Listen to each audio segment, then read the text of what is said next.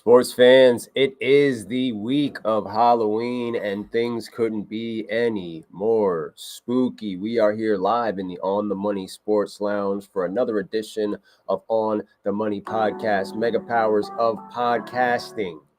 Getting ready to break it all down. A wild week 8, wins, losses, more injuries to discuss, major contracts that are being handed out, and what looks like now pretty interesting Thursday night football preview. But before we get into all that, ladies and gentlemen, I am one half of the Mega Powers of Podcasting, and alongside me, as always, it's O Money. Disgusting. What part? Everything that happened this past weekend. Yeah, we had some good. A lot of ugly, though. There was a lot of drinking. ugly. The Falcons-Dolphins game was terrible. Hey, Atlanta, thanks for ruining a lot of my bet slips. They burned. The Falcons are responsible single-handedly for burning about 4 slips. Not just slips, fantasy. Oh, yeah, and that. Bijan Robinson, I mean. Bro, every running back was destroying Miami. The trend was running back. And this guy gets there. This was the get right. Disappeared. This was supposed to be the get right game for the Falcons, and it turned into the get right game for the Dolphins of all teams. Dolphins win, 34-10? They don't just win a close one. They don't just whoop their ass. They don't just steal it in the dead of night. And you know what's crazy? If that was Michael Penix playing, it would probably still been the same score. It didn't matter. The return of Kirk Cousins went off like a wet fart in church. And now you've got the short turnaround for the Miami Dolphins as they take on the Baltimore Ravens, and the return of Lamar Jackson, who historically pretty much torches this football team every time he plays them. So a lot of interesting fantasy implications in this game, not to mention another waiver wire Wednesday. You know, you woke up this morning and maybe you got maybe you had Skattebo, and unfortunately, you know, we're going to have to stop playing the scat song and the scat man. All that stuff is getting retired, and hopefully you put in the waiver claim for Tyrone Tracy, and you were able to get him. That hurt, man. It's getting rough out here, man. It's getting rougher and rougher. That freaking thing hurt. As we get ready to break everything down here live, we're tuned in to some basketball action, halftime of the Celtics and Cavs.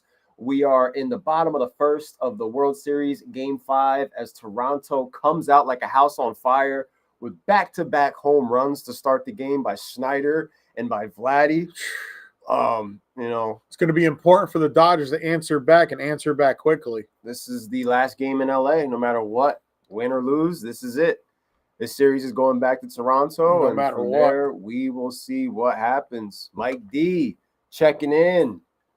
Just the guy that I wanted to see, man. He was here with us on Sunday, watching it all happen, watching the good, the bad, the ugly. Man, oh man, what was? I know what your biggest takeaway was from the weekend already.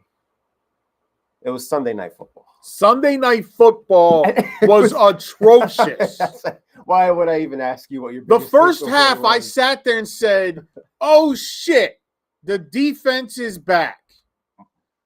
And just like that, Cinderella's, what was it? Cinderella, right? The carriage turned right into a pumpkin. Mike Tomlin's ugly rearing head comes roaring through. We don't make any adjustments. And here we go. Every time you guys are losing, Mike Tomlin looks like he has like a cold or something. He's just moping. I got so many photos of those saved on my phone for every new loss. Every new loss, you notice I'm popping up. Hey, anybody see the guy who's making $41 million a year? Because I can't find him. I just see him like this, lined out like this. Just watching it all happen. Like, what are you doing, bro? Snarling. What are you doing? Well, it was national. I'm over it. It was Mike National Tomlin Tight End Day. Needs Magoo, to what up? Be fired. It was National Tight End Day, and Tucker Kraft took it super serious. He went out there. He took it personal. I will say this, had though. himself a day. We did not lose the game because of the officials. We lost the game because our secondary is trash. However, it's the same way you've lost every game so far. However, there's plays that happen in game that give other team momentum that just gets them rolling. That Tucker Kraft 58-yard reception should have never been. It was a clear push-off by Tucker Kraft that the officials were so blind they couldn't see. Meanwhile, just the drive before that, the officials also didn't see the Packers jump off sides and not give us a first down on 3rd and 3 for Aaron Rodgers to continue the drive. So on back-to-back plays, we got effed. But that is not the reason we lost. We lost because the man that's been in charge since 2007, secondary's toast. The defensive guru can't get this high-priced defense to just be average. Most expensive defense. It's 2025, and the Pittsburgh Steelers are still living in the 70s. Yeah. There is no dog on this defense. There is no James Harrison on this defense. There is no James Ferrier on this defense. There is no Troy Polamalu on this defense. There is no Rod Woodson on this defense. There is no Levon Kirkland, Greg Lloyd, Jack Ham, Jack Lambert, Joe. It's a team that is powered There are by a bunch the of offense. people who think they're really, really good and aren't. Darius Slay is getting cooked. He got benched in the second half. Yeah, he got benched. Jalen Ramsey at this point in his career should not be doing outside cornerback. He should be the nickel guy covering the tight end, point blank. Emmanuel Wilson. What do I know? Backup running back of the Packers. Going out there and making himself a and then this guy comes on his press conference Tuesday and goes, a quick assessment when you don't turn field, when you can't serve. The first thing he criticized was the offense. Are you kidding me, Mike? Are you kidding me? The first thing you criticized was the offense that's scoring 25 points a game. It's the only thing that they're scoring. They're the fifth. They're the fifth scoring offense in the league. Tell Sherm this, please. And you want to sit there and blame Aaron Rodgers and the guys? What do they need to do? Score 40? Your defense. 45. I remember a time where Dick LeBeau said this very simple. If a defense gives up 17 points in this modern NFL, like he used to preach to our defense in the mid-2000s, we are going to win the game. It's that simple. But they can't even do that. The average team scoring 32. We're as bad as the Dallas Cowboys. Seahawks, Bengals, Packers. This defense aired it out. Is overrated. Overpaid. They're old, slow, and done. Yeah. Well, now and this weekend, I'm gonna be there live for it. Oh. I'm gonna watch Daniel Jones smoke them up and down the field. JT. I'm gonna watch JT rush for 200 yards and 3 touchdowns. I'm gonna get to see that live, guys. You think they pull the starters? You think they pull the starters in that game? Oh, by the fourth quarter, why wouldn't you? The score's gonna be like 38-25 or so. Again, Aaron Rodgers will have us in position. It's not his fault. It's not the offense's fault. Here's another thing, Arthur. Sometimes you overthink situations too, buddy. Jaylen Warren's running all over the Packers in the first half.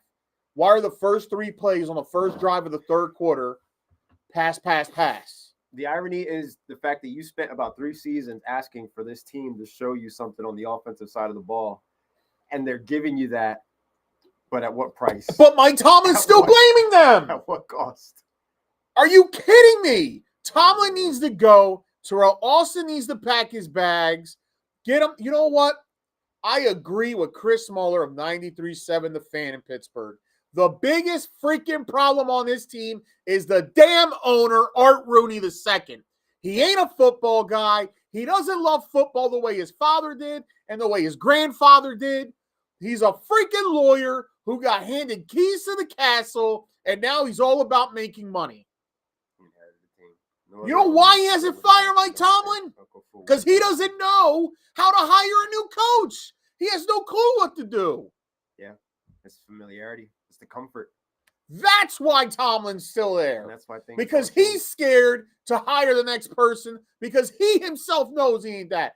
Then you know what you need to do, Art? Hand the keys to your son who's been with the team from the door as an intern, as a teenager. Are the Steelers living off the logo at this point? At this point, they're living off of the past's reputation. Yeah, for the Steelers. They're living off of Bill Cowher and Chuck Noll. They're living off of Terry, Ben, Troy, Rod Woodson, Jerome. Oh. That's what they're doing. TJ Watt is an overrated linebacker who only has one move, and that's to push and dip and go. He has no other move. That Colts offensive line can block too, man. Cam Hayward during the summer trying to get more money from his deal. I need money to feed your family. You know what? Thank God you got that. Because guess what? You can't do shit either, bud. There's no fight in this team right now. That's what we want to hear from the captain. Wasn't he the one criticizing Aaron Rodgers? Yeah. You either want to be a Steeler or you don't. And Rodgers is doing more for the Steelers right now than anybody on that side of the football. In this situation, no wide receiver too. With no wide receiver But hey, I love that AI video that came out. Congratulations, boys. We've lost, but 9-8 is still there. Woo! This team is going to lose the next 5 games in a row. Ramsey isn't the guy anymore. He just can't compete with the best. I mean, he wasn't the guy before he got to Pittsburgh at this point. You know, that ship has sailed. They're finishing the year 7-10. They got 3 more wins in them. That's it. Oh. You like that? Is that what you want? You don't think they fixed There's this? your special referee. You don't think they fixed this? Are the yellow road signs to merge off road? Is that what the Steelers uniform is supposed to represent? Guess what? I have no expectations. Those uniforms were hideous too. I don't know what that was. Then you know what bothers me most? When they get if they finish 7-10, you're probably going to be picking in the top 10. And you're probably going to pick a quarterback. You know what I'm worried about the most? You don't understand offense, Mike. How can I trust you to develop a quarterback? And he's losing his grip on defense. How can I trust you? Why are you taking the calling duties from the defensive coordinator? I should have been calling for your head to be fired the moment you made Matt Canada the offensive coordinator. Terrell Austin, everywhere he's been as a defensive coordinator, his defense has gotten worse every year. It got so bad that the most complacent coach in the world, who Mike Tomlin is starting to remind me of, in Marvin Lewis, fired Austin after 5 games. It's almost as if the only reason why we don't compare Tomlin to Marvin Lewis is because he has a Super Bowl. Marvin Lewis never did. But guess what? You guys are... The Steelers are comfortable being the Steelers. And we talked about how they had the chance to run away with the division. And after the Jets beat the Bengals, the path was there. That loss Thursday looks even worse. Well, the path was there for you guys to, on Sunday night, have a clear advantage in your division. But right now, the door is wide open for Cincinnati and Baltimore. You know what's worst case scenario? The worst case scenario is this team still wins the division with like a 9-8 record, 10-7. And the owner and the coach go like this, wow, we did a good job. We weathered the storm. I don't see it. I don't have time for optimism for your team at this point in time. That's the worst case scenario. This is a slump, buddy. That's the worst case scenario if you're a Steelers fan. The worst case scenario is your team getting to the playoffs with a 9-8 or 10-7 record as a division champion, because whoever wins the division, their record's either going to be 9-8, 10-7. It's going to be ugly. At best, 10-7. Or it might even be 8-9. Cincinnati with Flacco. You'll get to the playoffs. Well, he may not play this week. He may not play this week. You get to the playoffs and you're going to get spanked. I'm tired of seeing that. The same book, same different chapter, same story. How would you feel if they missed the playoffs completely? They can't have a winning record. If they're gonna miss the playoffs, they better miss the playoffs because that damn record. Don't be 8-9. Not one of those 9-8 and Middle. because then We're drafted 18th. we missed the player here or there. We'd have been there. You never know what could happen. I know what would have happened. 35-13 would have happened. Oh. I'm over it, bro. I have no more expectations for this team until I see real freaking change. So the team that you're playing against this Sunday looked absolutely incredible. They're going to look incredible. Listen, the best team in football. The Pittsburgh Steelers in your fantasy team. Remember this, guys. The Steelers are giving up the most points to wide receivers. That's a crazy stat. They are also giving the third most points to quarterbacks. Oh, what about running backs? Got to be up there. It's up there, but not as not as bad. Yeah. Oh, and your tight ends? You got Tyler Warren? Fire him up.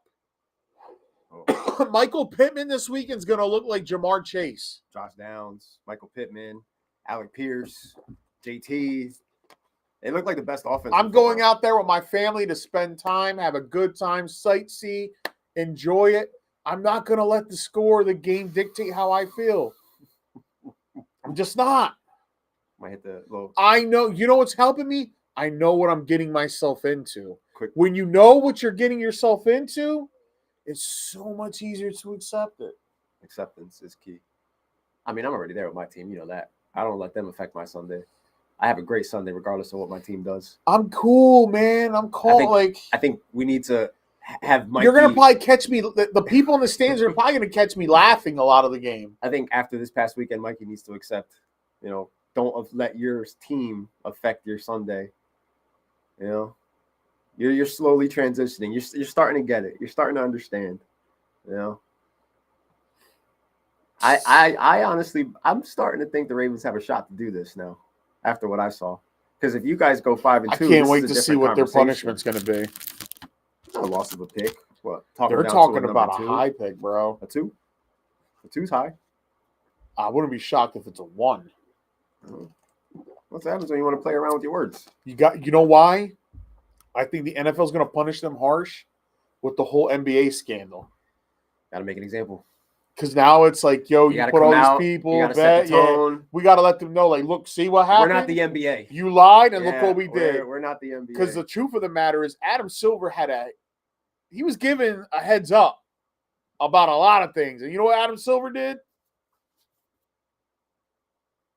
But that's a good point that I didn't really think about. Adam Silver did. When we thought that Lamar Jackson was playing in that game, the Ravens were favored by a touchdown to win that game. Yes, all of they a sudden, still won. He gets ruled out. Which they shouldn't have won because karma should have been meaner to. Well, that's the Bears' fault. Bears suck. Yeah. Bears suck. Yeah, that touchdown that he blatantly missed, like, what the hell throw was that? Tyler Huntley saved the Ravens season.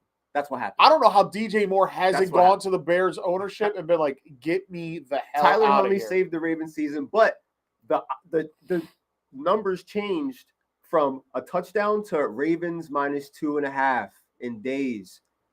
That game and that benching of Lamar dramatically impacted one of the games that probably had the most slips. Like the Bears-Ravens, there's all sorts of legs for parlays in that game, heavily influencing that. So what you're saying right now makes a lot of sense as far as them looking at what happened to the NBA and saying to themselves, like, whatever happens moving forward, whoever steps out of line, we need to make an example out of them because we don't want people thinking that we're sitting here telling you to take the unders because we're selling here. But when they came out and said that we know Lamar is good to go for Thursday, but he's not going to play Sunday, so he's not good Sunday? I think then everybody starts jumping on the Bears, and I was saying it. I was like, this is a trap. This right here is a trap. The Bears are not going to give you what you want. This is an absolute trap game for the Chicago Bears. And look what happens. Harbaugh's banking. The Bengals and Ravens come back and have better records. There's going to be a change for the Steelers at head coach, right? It should be. If they lose the division. There should be. That's because now we're going on a 2-game skid after being 4-1. But I'm afraid to say as much as I think he should be fired, and people look at me like I'm crazy. Why would you want a guy like that fired? Because the message gets old. I'm not saying he's a terrible coach. It's a stale product. I'm just saying he needs to go somewhere else.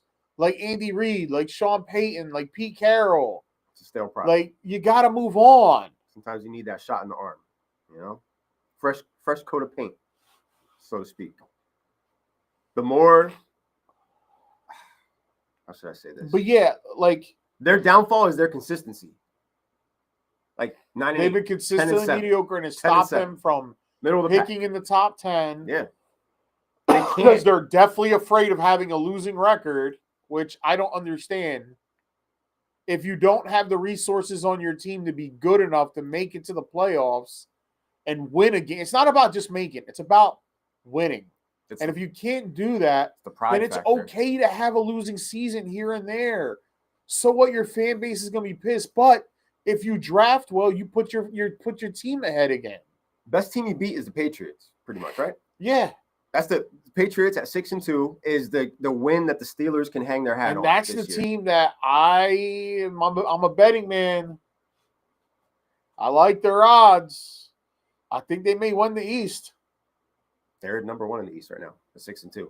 Buffalo 5-2. Their schedule's very easy, but Buffalo's schedule's easy too. New England has the easiest schedule. I expect Buffalo to win this Sunday because that's what they normally do. They beat the Chiefs in the regular season, and then they just blow their load in the playoffs. I don't know. Chiefs might get them this week. Chiefs look good. Chiefs did look good. The Chiefs look good. They look like a better offense. I know Deebo Samuel cost some people fantasy. Actually, the Chiefs have a better offense and defense than the Bills right now. Yeah. So, and Pat Mahomes is out there doing it all. Listen, all the Chiefs have to do is stop James Cook. That's and it. Josh Allen's just a normal guy. He's going to be out there trying to do too much. He'll look like rookie year Josh Allen throwing picks and fumbling. If the Falcons can do it, after what we saw the Falcons go through, then I don't like Chiefs are favored by 2.5 right now. I believe the line is. It's respectable. And I think I'll take the Chiefs spread at 2.5 because to me, they are the better football team right now. What would be They're nice the hotter football team right now. You know what would be nice is that the football gods punish John Harbaugh and the Ravens tomorrow and have the Dolphins beat them as a little, like, you wanted to lie to all these people, you wanted to rob people of their money, you wanted to get everybody's gambling, and then here's your punishment. I'm not betting on Dolphins. I'm not. Lamar Jackson's track record against Miami is crazy. He's undefeated, I think. He's lost. He lost that game where they came from behind and is that his rookie year? No, that was the first year McDaniels. That's his only loss though. That was here in this house. We saw that. He averages like 350 passing yards every time he plays. Yeah. Like he goes completely nuclear. And we're going to see if Derrick Henry looks like Derrick Henry or his age finally getting caught up to him. Well, every running back besides Bijan Robinson had a career day against this defense. So, and on the flip side, Miami coming off this big win that nobody expected them to get. Like, how are you guys going to? Where is this game? Is the it best thing Baltimore for the Dolphins right now is it's in Baltimore. Okay. The best thing for the Dolphins is Miami. The best thing for the Dolphins is nobody expects them to do it 2 in a row, so that could help them. I don't. I think Baltimore in goes boxing. On a you got a puncher's chance. That's it. I think Baltimore goes on a little run, makes things in your division all the more interesting, and not for nothing, based on the news that we just read and what we know about Flacco. So Flacco right now potentially might miss Sunday, but none of the Chicago Bears wide receivers are healthy right now. So this Bears versus Bengals game could be a total shit show. Yeah. Like it could be especially if Jake Browning's playing because Browning just plays like shit, garbage time. But at least the Bengals will have all their weapons. Yeah. That's one thing you could say. Imagine Caleb Williams. Well, what happens now is if Browning plays, they're going to load the box to stop Chase Brown again. Teams will be smart enough. I think the Bears will be smart enough I'd rather double. Rice was the missing piece. I mean, yeah, with Rice and Xavier Worthy out there, we see what what that offense potentially looks like. And Chase Brown, he's back, baby. Chase Brown's back. Not if Jake Browning's a quarterback. It's all right. I think that's more for him. I think that's more the reason to keep the Chase Brown train going because you don't want Jake Browning out there. Listen, going too crazy. The Bears need at least Odunze to play. He's their guy. You know what I mean? They need Odunze to play. How many times did we see him making plays on Sunday? We've seen, like, the Jets have looked like shit since week 1.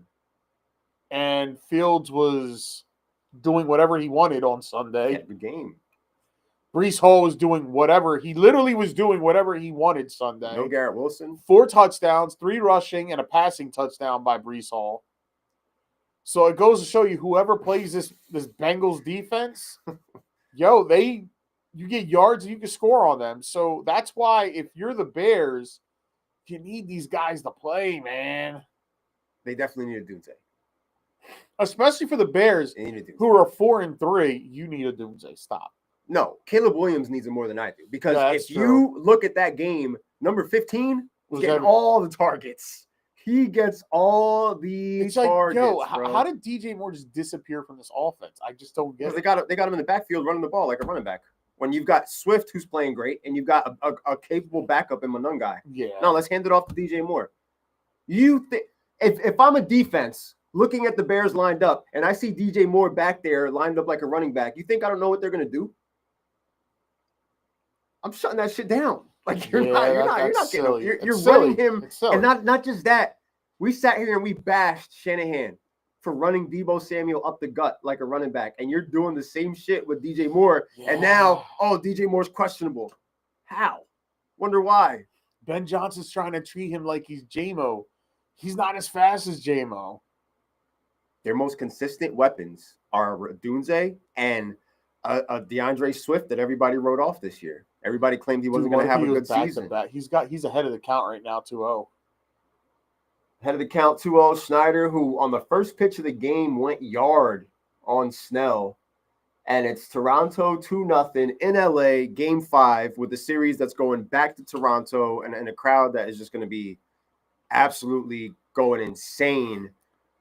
We saw more or less Toronto kind of take momentum. So do you think it's going to be a high-scoring game in Cincinnati this weekend? Or I think... Because, the Bears need to win this game if they want to keep pace with the wild card. Caleb Williams just had all his weapons on offense and couldn't beat a Ravens team that didn't have Lamar Jackson. Yeah, it's crazy. So, like I said, that was a trap. And I'm not going to sit here and put these Bears on any type of pedestal with Jake Brown. Like, they are on an even playing field. And I'll go if Roma Dunze can't play, then advantage the Bengals. Yes. Because guess what? Bengals still have a guy over there named Jamar Chase. They have a guy named T. Higgins. They have a Chase Brown. And maybe Jake Browning sitting for a couple of weeks, he's pissed off enough to go out there and be like, you know what? Let me go out there and show you guys what I can do. And I mean, I can't hype him up either, but how much better is Caleb Williams and Jake Browning at this point? Some of the plays, some of the boneheaded decision making that he was doing, like you literally had the Ravens on a silver platter. You could have been sending the Bears a gift basket for taking care of the Ravens, ending their season, burying them, but instead, the Ravens hulk up with Tyler Huntley at the helm. He saved their season. Pro Bowl Snoop saved the Baltimore Ravens season. And now, after what happened on Sunday Night Football, the door is open for the Bengals. The door is open for the Ravens. So, huge game tomorrow night for the Ravens, and a huge game, and it's going to be an ugly game, but still a big game for Cincinnati going up against the Chicago Bears, who at this point in time still have a lot to play for. They don't have a losing record yet. They're 4-3, 4-4? Who? Bears? Yeah, they're 4-3 right now. If they had won, they would have been 5-2. And what's crazy is last year when the Hail Mary happened, they were also 4-2 and never recovered. This game is a lot for both those teams because they're both. That's why it's imperative. Like the Bengals need to win to keep pace. The Bears need to keep pace with all those teams because the NFC is starting to you're starting to see the thinning of the separation. Pack. Yeah, the separation is starting to happen. You got 3 teams in the NFC North that have winning records. The Bears can fall behind. The Commanders are just bums. Like I knew the sophomore slump was coming. I didn't know it was going to be this bad. It's just not working out for them. And now Terry McLaurin is out for this weekend. He re-aggravated the injury that he just came back from. Dak gave us that game that, we were hoping it wasn't going to happen just yet, but it happened. Where's all the Cowboys fans from last week that were running their mouth talking about how Dallas was going to beat the Broncos? Cowboys fans came in here chirping and had a lot to say, and I told them I'm taking the Broncos, and now look, Broncos beat the dust off of the Cowboys this past week. They shook the loose change out of the Dallas Cowboys. I don't want to hear it anymore. Cowboys are cooked, all right? What are they now? 3-4-1? 3-4-1 in second place in their division. That's how bad things are over there. The Commanders, what, 3-5? 3-5. Is that what they are? I believe so, 3-5. And then the Giants are dead. Giants are done. It's over. To no fault of their own, bro. They're done. It don't matter. They're done. There's no way you could spin it positively for them. They're done. This was it. Just fight. Just fight, bro. Cowboys always mouth something that never sucks, bro. That shit killed me. Cowboys fans came in here, rah, rah, rah. They had their win over the Panthers, and they were back. They were on top of the world. We're gonna handle Denver. Man, Bo Nick, RJ Harvey, remember the name because he owned you guys. 3 touchdowns for the rookie. Had no answer for him. None whatsoever. That game gave me nothing fantasy-wise. And to be honest with you, you know what other game didn't give me anything fantasy-wise? What? Bucks Saints. Oh. We were watching that together. Yes. And 6.4 from Baker Mayfield. The problem is that's 2 weeks in a row that I've started Mayfield. He's giving me nothing. We put that game and that offense on a pedestal for Sunday. We were looking forward to it. They were going to save the week for us. And we were yelling at the TV because the Bucks were out there just selling. Can't run the ball. Can't protect the quarterback. I started Baker and I still won. Well, that's a credit to the depth of your lineup because I won in True Legends, which was crazy. Hey, you know, came down the skin of my teeth. Hey, you know, in True Legends is where I ended up getting Tyron Tracy. Kingpins, I got whooped. I don't know how, but all my players didn't part. Drake May's starting this week. Hell, I'm still considering starting Jackson Dart. The 49ers defense is giving up yards. Yeah, but they're pissed coming off the loss that they just had. Bro, they got their ass handed to them by the Houston Texans. The Houston Texans that we say are not good, and they are not good. They're not good. That win does not sell me on them. Yeah, I'm not going to sit here and be like, oh, Houston's back. Hell no. Man, there was some ass whoopings this weekend. There's no depth. It was Saquon, Chiefs defense, Kareem, and Travis. Chiefs defense had like 18 points this weekend, I think. Chiefs defense showed up. Kareem Hunt showed up. Hey, 4 guys showing up for your fantasy team is all you need for a win sometimes. But I kind of see why someone didn't want to play me again this week because Jahmyr Gibbs, Ashton Jeanty, and JSN are back for me. Yeah. Yeah. Speaking of Gibbs, speaking of the Lions. I got to start Geno Smith, though, because I wasn't taking chances with Penix. So I just cut his ass. Put him like somebody wants him, take him. I'm hearing Aiden O'Connell could be making his return. I also got at quarterback. You know what that means? Brock Bowers to the moon. And Bowers is back. He's healthy. Yeah. He's practicing. Elite 8. So Bowers, fire him up if you got him. Elite 8. I got to make a tough choice. I got to choose between Bowers and Chase Brown. Now, the choice will be made easier if Roma Dunze is not going to play, because then I'll just plug Bowers into the flex spot. But I want to throw him in there because I get Trey McBride back this week too. Bro. So Trey's going to be back for Monday Night Football against the Bowers Cowboys. Is getting the start at Elite 8. He's back. Hell, hopefully he's healthy. In True Legends, I'm starting Kittle and I'm starting Tucker Kraft. I did it last week in Elite 8 and it worked. It worked for me. I love Tucker Kraft. Tucker Kraft, even though he destroyed my Steelers, I've been talking Tucker Kraft all year, including the preseason. Because guess what, guys? He's wide receiver 1 for the Green Bay Packers. He's the most consistent pass catching option that they have. He's going to show up every Sunday. And I try to pick Watson up in Kingpins because somebody had dropped him, and Matt got him. That play where Christian Watson caught that pass on their defense, and you got the one guy just with his arms out, like he's about to do a cartwheel. Like, that freeze frame has been posted and reposted with the caption "most expensive defense" all week long. One thing I know about the Packers, though, is they have weeks like that, and then they have weeks where they do not look like that. It's Dr. Jekyll, Mr. Hyde. Yep. That's why I think most Packer fans aren't exuberant right now. They're expecting to beat the Panthers this week. That's why I'm going to tell Packers fans, keep that shit normal. Don't come on here talking about we win in Super Bowls. Jesus. every quarterback this year has had stay off the app. a career day against the Steelers defense. So don't come out here talking about pack this, pack that, pack this, pack that. Because I just watched these guys lose to the Cleveland Browns a couple weeks ago. And I would not be shocked with a healthy Bryce Young. Panthers upset? Yep. I can see it. I can see that a close one. The Packers are always going to look great in the regular season. Then they get to the playoffs and they blow their load. Not just that, but they have a couple weeks, like the Browns week a couple weeks ago, where they just drop games and you're like, what? Yeah. That's when why you're ready to but pick that's them, why nobody ever takes them serious. When you're ready to pick them, they revert. You know? And we're still not too sure what this Panthers team is. Now they got rocked back-to-back weeks. Sucks. Yeah, that's a crazy combination of players, because one of those or two of those guys are gonna go off. Puka. You're right, Chris. Puka's back in the fold. Maybe we should have lost. Oh, Boswell was carrying. Boswell's been my carrying coach it, that bro. doesn't live in his fears say we can't settle for 3. Bitch, it's 4th and 3 at the 32-yard line of the Packers. Go for it.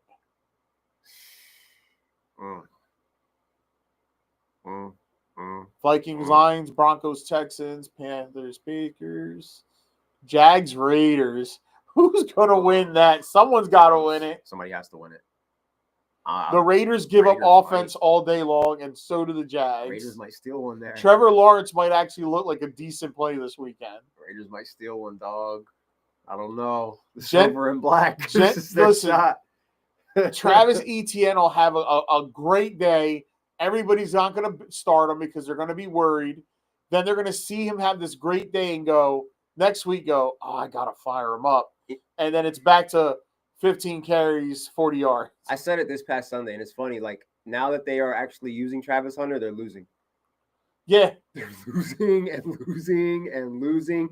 The Jaguars haven't done shit Bro, since they beat it's so the Chiefs. bad. Brian Thomas can be – if somebody offers him the right thing, because he's fell out that he doesn't fit the offense.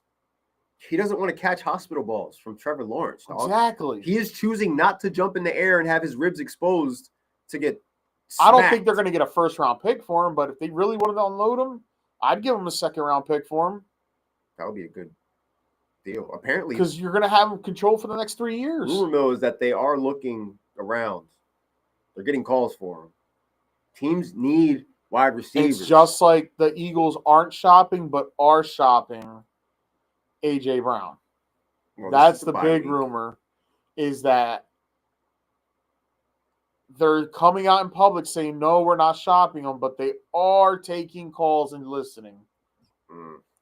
That they're listening to what people have to offer, and they're just like, nah, we're good. Sneaky. Yep. So for all those Eagle fans, we're not getting rid of them. Where there's smoke, there's fire, and it seems to be that Howie's trying to look for the best package he can because it's just not worth it to him now. I mean, those same people that are saying they're not getting rid of him will be the ones that when they trade him, they're like, oh, we had to do it. We had to make the move. Good job, funny. Howie. It was like funny why. Yeah, like good job, Howie. The Eagle fans are going crazy today because Michael Carter, baby, we got ourselves a corner, bro. He's not that good. He's a bum. He's a bum. He's not. You replace the bum with a bum. Virtually. It's just like yesterday when y'all sent me the thing that we were trading for Kyle Duggar. I went, another inconsistent player, huh? We're the land of misfit toys. Oh, man. But big, Eagles get their lick back on the Giants going into the bye. They had to. Saquon rips one immediately for a touchdown. Look at that. Was overrated from a Jets fan's perspective. That's crazy. What's Chris got the lie for? He just got the Jets got their first win. Ain't nothing to lie about. Home run. Dodgers on the board. Who was that? Oh, that was the other Hernandez. Damn it. Kiki? I was thinking about it, but I didn't do it, though. Solo shot for Kike Hernandez from the bottom of the order. Dodgers needed that one because, since yesterday, Toronto has had the momentum on their side. And now Dodgers get a little bit of it back here in the bottom of the third. We sit Josh Allen against the Chiefs. Stafford and Caleb on the bench. I'm firing Stafford up. Puka's back, baby. I'm not sitting Josh Allen for those other guys. Stafford's my boy. I'm a Stafford guy. I'm always he would be the one that you consider, but I feel like that would be a little bit spicy knowing that Josh Allen's going to want to go out there and put points up. And I think from a fantasy perspective, Josh Allen will be able to do that because I think there's a good chance. I don't think it's going to be a defensive game this week. I think the Chiefs. I think they're both going to put points on each other. And here's what's crazy. I think the Chiefs slow James Cook down. It's going to be such an offensive game. It's going to be like 33-35 type game. But you know what wins the game is a defensive play. I think it might be like 34-24 Chiefs. I think they win by a couple possessions. I don't know. They're the better team. I haven't seen them do that to them in the regular season. They're the better team. I always pick the Bills in the regular season. Hey, yeah, that was crazy. You know? As a league commissioner, I would have vetoed that trade. Yeah, I would have voted against that shit. That ain't passing. Without hesitation. I'd have vetoed it. And I don't care who would have got mad. Yeah. Ugh. I mean, at least you didn't trade Ashton Genty for Caleb Williams and Kenny Walker. Ugh. And we still don't know who won that deal, right? That's what we're going with. We still don't know who won that deal. Common sense tells you who won that trade. And then I'm worried because if Karma's to get him, that means Karma would affect all of us that have Genty in her. Well, I have Genty in one league. I got him in multiple leagues. And he's coming off the bye. Raiders got the Jags this week, so I'm kind of excited to start Genty. I'm hoping that he gives me a little something this week because realistically, let's be honest, the whole Genty thing has not been that impressive this year. But a lot of that falls on the fact that Geno Smith is just playing like absolute garbage. And there's maybe the bye week helped reset him, bro. If anybody needed a bye week, it was Geno Smith. Maybe the Raiders need to start O'Donnell when he's ready. 2 gloves. O'Donnell was out there. No, they're not even considering Pickett. They're waiting for O'Donnell to be healthy so they can throw him out there. He had, let me tell you something. He had like a 50-point fantasy game with him and Bowers. That connection was crazy last year. Oh, that was the Thursday night game, right? It was a couple weeks last year. Remember the game where they destroyed the Chargers? Like he gets the ball. Wasn't it like 60-something or? And for everybody who, Hold on, I want to look that up real quick. Everybody who, was let down by Jacoby Myers this year, like O'Donnell could end up bringing him back too. He could potentially bring him back too. Because let's not forget, Jacoby Myers was putting those numbers up when O'Donnell was the starting quarterback for the Raiders. So 63-21, it was in 2023. It was 2 years ago. The Raiders had a 42-0 lead at that time. That's the game that got this guy fired afterwards. That's where when Mikey took the lead on me and I still came back and beat him. Yup. And that was the week 1. That was the first week of the playoffs. That wasn't Elite 8. That was Kingpins. Or no, that was Champions. That was Champions. The I remember you sat there and you were like, yeah, I was getting killed.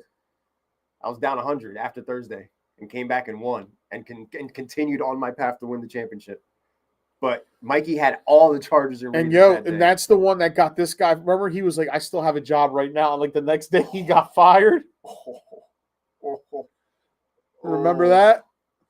Oh, where he was trying to justify the stupid ass play that he did on 4th down. Yep. Oh man. You're 100% correct. But that opened the door for Harbaugh to go over there. And I mean, we watched what they did last Thursday. They literally put Carson Wentz in the hospital because the Vikings watched as Carson Wentz was just out there dragging himself, looking like utter garbage, banged up, holding his shoulder. They left him in the game. Lo and behold, Carson Wentz will be having season-ending surgery. He's done. And now, whether they want him to be out there or not, J.J. McCarthy is going to be getting the start against the Detroit Lions this Sunday at 1 p.m. How do you think J.J. McCarthy fares? Just tell me overall how you feel. We removed Carson Wentz from the situation. I know I said I'm done with the Vikings, but now we have J.J. McCarthy. How do you feel about Justin Jefferson, Addison, and them going against the Detroit Lions? Well, McCarthy's got to play because Carson Wentz pretty much died for the Vikings. For nothing, because they lost. For nothing. And I'm going to go out on a limb, and I'm going to say I'm not mad at Carson Wentz. I think Carson Wentz did all he could do. The defense didn't help him out in certain times. Now, this past Thursday, I don't think Carson Wentz had any business starting. Chargers beat the Now shit. that we know this truth, he wasn't healthy to play. He went out there, sucked it up, because I think in his mind is like, this could be the last time I start This is it. in my career. This is it right here. And as bad as it was, like, yo, this man fought through a lot. You come to find out that his torn labrum, his left shoulder, is basically hanging on by a thread. Yeah. His knees messed up. His back's messed up. And then the kicker is JJ was medically cleared 2 weeks ago. Remember how I kept saying, You know what that tells you? Injured. They don't believe in him. Kevin O'Connell doesn't have faith in him. No. They don't believe in him.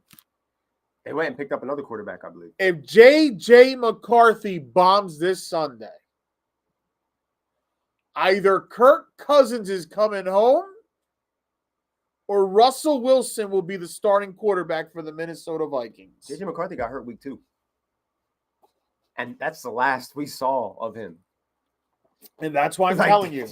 They did not talk about If the him. Vikings stink the bed this weekend, remember I told you either Kirk Cousins or Russell Wilson will be the starting quarterback next week for the Minnesota Vikings. And we saw a lot of the Vikings because they had back-to-back London games. Because the Vikings have already reached out to the Giants. Yeah, they don't believe. McCarthy's a bust, bro. That whole thing about him and the hype around him. As soon as this season's over, I just got to see the season. I'm not ready to cut bait yet during the season.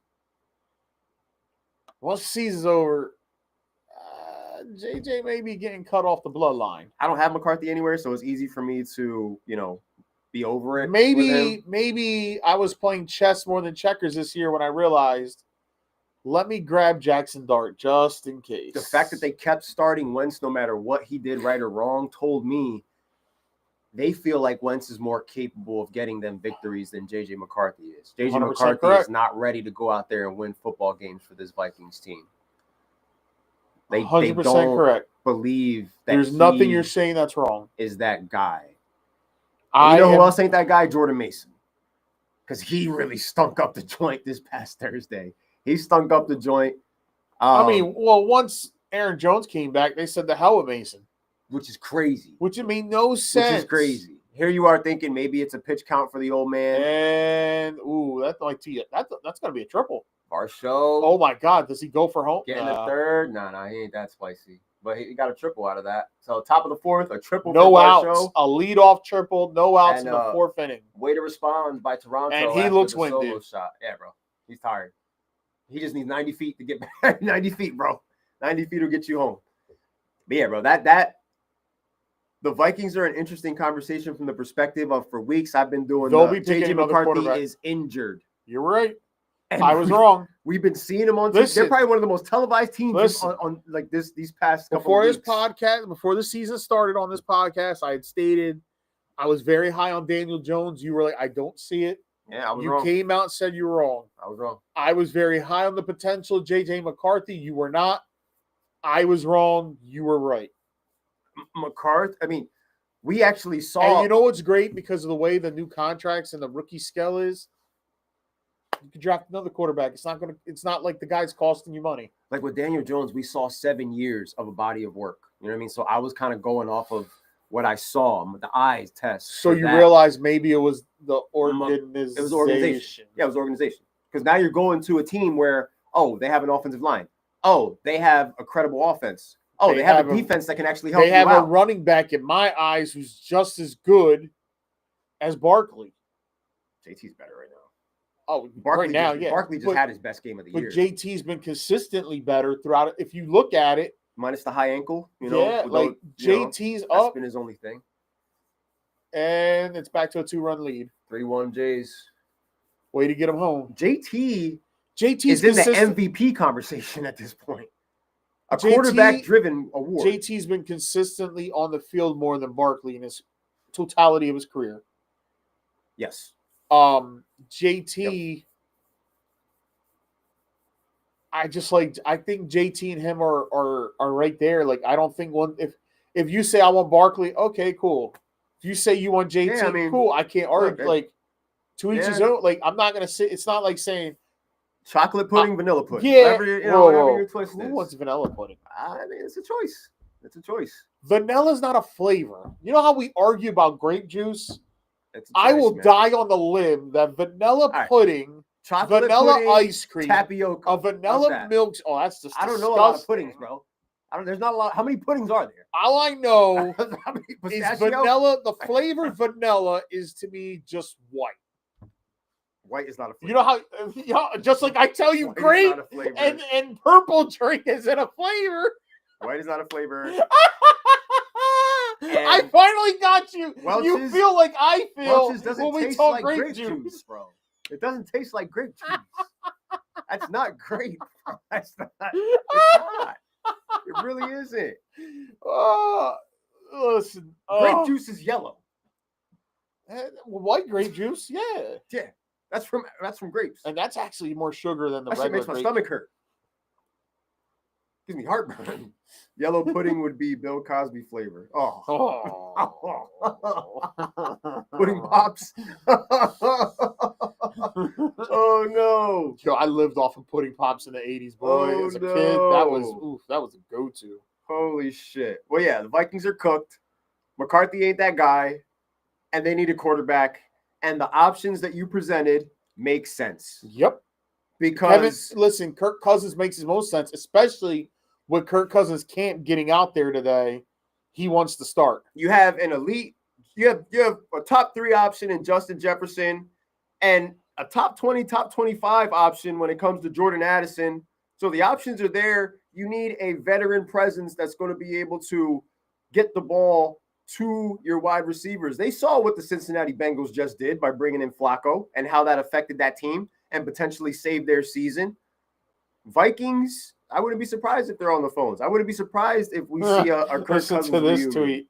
especially after what he did out there with Atlanta this past week. Listen to this tweet. Commanders ruled out Terry McLaurin for Sunday's game. This is from Adam Schefter, right? This dude posted, Terry McLaurin got to be running out of PTO soon. Come on, man. He's back on the shelf from an injury that he just This is why you should not hold out. I'm glad I didn't draft him. And I don't have to worry about that situation on my end. You know, it affects me from the perspective of the fact that I was heavily invested in Jaden Daniels. Let's see. But Jaden Daniels can barely get on the field. So he was at practice today. He should be good to go this week. But another thing I was wrong about, the Commanders being able to replicate the success they had last year. I don't see it this year. It ain't looking good for them at all. Even with Ja'Cory Krosky-Merritt, like he's not putting up. He had less than 4 fantasy points on he hasn't done shit. But the Vikings signed John Wolford to their practice squad. Like they're running John Wolford. Yeah, that's how much they believe in McCarthy. They're ready to throw Wolford in there and see what he can do. Yep. The scariest thing about that situation is having Justin Jefferson. If you were holding on to him, you know, seeing what Wentz was able to do with Jefferson and getting him the ball and you know what I mean? Like now you're in purgatory again because here comes JJ McCarthy and you're not sure what you're getting. And if you have Justin Jefferson, you're not benching Justin Jefferson. You have to play the guy. You start your studs, right? That's what we're taught. You start your studs. Oh, look at this. Here's a quote from JJ today. Oh, boy. The last year and a half has been a roller coaster. I'm just continuing to trust my process because I'm confident the things that I'm doing on a day-to-day basis are the right things. Obviously, you adapt and evolve, but you can't lose sight of what you got here, what's going to get you to where you got to go. That does not sound... JJ, what's your process? What's your process, bro? Tell us. What is your process, JJ McCarthy? We don't even know who you are. I have no idea. There was nothing but hype around you because you were a rookie draft pick on a team that's interesting to an extent. And every week they become less and less interesting when you see them actually play. There's been enough televised Bro. football to make them uninteresting. TJ Hawkinson's value has been devalued. He's done. He's cooked. Like, Cooked. Chris, that sounds Justin Fields like. Bro, Justin, I felt so happy for him, though. Like, I'd have walked into the owner's office and be like, yeah, did I complete a pass for you? And you know what? That's, in a weird way, the karma for the Jets was them winning with Justin Fields, not them losing. As crazy as that sounds. Because he went out there and he balled.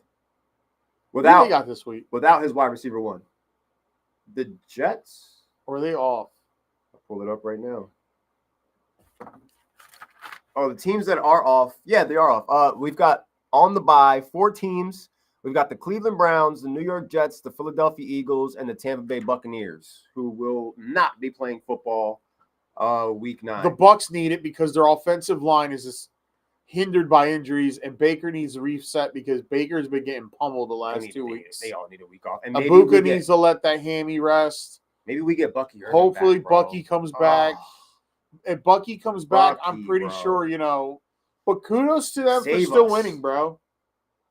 They're 6-2. They got the win, yeah. The win's a win, right? Yep. That's what we said. They're pretty much in firm control of the division besides, Carolina hanging around. We're mad at the lack of production. Not like the fact that they can't take away. But they're 6-2. Yeah, they won. They won. You know what I mean? At the end of the day, that's one thing we failed to mention is that the Bucs. They could easily be 7-1 if Baker just doesn't throw that pick in the end zone against the Eagles, bro. And I mean, not for nothing, the Saints always play the Bucs tough. Yes, that's always no matter who the quarterback is. It was the same with Tom in New Brady. Orleans. They always when they go to Tampa, Tampa always lights them up in Tampa. And quarterback change. Speaking of the Saints, Tyler Shaw. Tyler Shaw will be I don't the start. You went from 1A to 1B. Literally, the 1C to 1C. I don't know. You like that? Is that what you want? I just hope that Chris Olave keeps getting the targets that he's getting. Because that would be heartbreaking for me to see him not get 11 targets a game anymore. Because all of a sudden, this guy wants to spread the ball around. Oh, I want to give it to him. I want to give it. No. You give it to your number one target, which is Chris Olave with the big helmet. Don't play stupid with me, bro. Don't play with my fantasy season. Everything's on the line right now. You know how I've been saying the Steelers need to trade for another wide receiver? Is there any cornerbacks available? No. How about linebackers? No, defensive players are getting locked into contracts right now. Defensive guys are getting paid. Instead of you guys already paid your guys. You got them all. They're all there. They're not good. What are you going to spend more money? You're going to buy more? At this rate. You're going to have the most expensive defense in history. Because I was all for giving up assets to get Olave. Not with this team now. You got to keep those assets for the draft and draft young players. They earlier, Baldy was talking about you guys, and they were showing Addison wide open when he played you guys. It's him literally by himself, bro. There's not another human being near him. As wide open as Jamar Chase was. And it's just one of those things where it's like, what do you call they're blaming, the blame's going on. Slay's getting the blame right now. They're saying that the communication issues, he's not remembering where he needs to be. He's getting burnt. And a lot of them are the safeties are trying to make up for him, and then they're losing their person in space. So, let's switch gears real quick. Monday Night Football, Cardinals versus Cowboys. Kyler Murray's back at practice. The Cardinals and Cowboys on Monday Night Football. What a shit show. What happens? The Cowboys who does what in that game? The Cowboys should win, and I think the Cowboys' offense should move the ball against the Cardinals. What if they don't?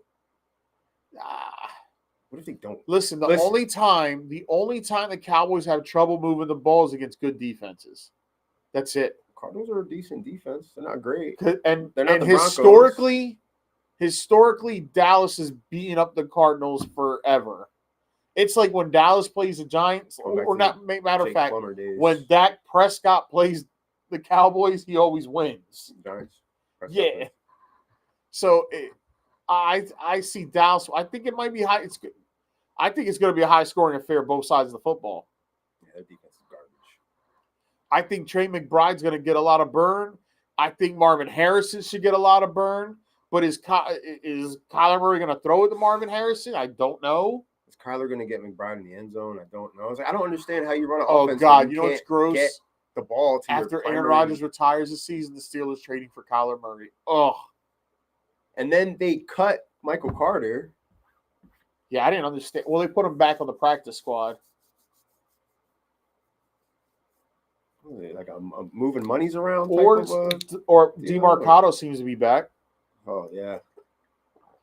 Yeah. Yo, what he did was boneheaded. But when the guy's got the ball in his hands and he's in free space, like, he makes plays happen. Well, the Cowboys can't stop anybody. And he should have a good game. Especially at the running back position. We saw where RJ Harvey just I'm starting Pickens. I'm starting Dak. I'm starting Javonte Williams. I don't care. I'm doing Lamb to the moon. CD Lamb to the moon. And if you're the Cardinal, you got to start Trey McBride. And I would start Harrison. I really would. Marvin? Yeah. Every week it's the same feeling with that guy when I see him. Like, I've got him in the starting lineup right now. I get flashbacks from the 90s. However, those uniforms are nice. I hate the Blue Jays because hating the Blue Jays is just something that it's in your division. I get it. I don't like the Mets. I don't like the Nationals. I don't like the Marlins. And I sure as hell don't like the Braves. Yeah. Yeah. However, those unis are fire, bro. Yeah, I was just interested to hear your perspective on that game because that could have flown under the radar. Monday Night Football. I think it's going to be a high-scoring affair. The Cowboys are going to win, and the Dallas Cowboy fans are going to be on our podcast Wednesday night. We back, 4-3-1, baby. But beating the Cardinals is no different than beating the Panthers. But they didn't beat the Panthers. The middle of the pack team. Oh, they lost to the Panthers. Yes, they did. I forgot. Oh, I forgot you lost to the Panthers. What were they even celebrating? The win against what were they talking about when they hopped on the podcast last week? When they week? destroyed the Commanders the week prior. Division. Okay, that's right. Commanders have lost like 3 in a row. Division win against the Commanders. Big division win. Commanders cooked. We're back. The Commanders we them boys. Cooked. The Steelers and the Commanders have cooked my preseason division winners. The Broncos are on the verge of sweeping that entire division. All they got to do is beat the Commanders. Yeah. The Broncos are playing good football right now. They're on a heater right now. They're 6-2. And at the top of the division. But it's not going to – listen, but no one's going to take the Broncos serious till they beat the Chiefs. I mean, they did it last year, but Carson Wentz was the quarterback in the last game of the year. They should have beaten them that game we saw, but the kicker missed the kick. If the kicker makes the kick, the Chiefs lose. And don't forget, they already lost to the Chargers early in the season. So they need – the Chiefs need to beat wins. Yeah. The Broncos need with division wins.